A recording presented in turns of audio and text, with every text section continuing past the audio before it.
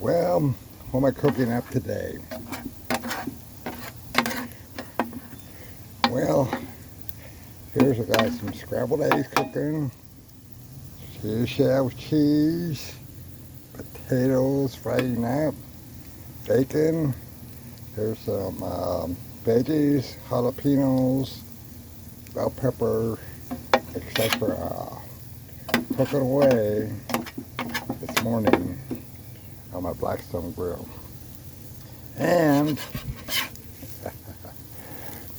it looks like everything's just about ready. So, oh yeah, looking good, baby. So there you go, my morning breakfast burrito on the Blackstone. Eggs, bacon, hash browns, greens, and my salsa. Thanks for watching. Time to eat.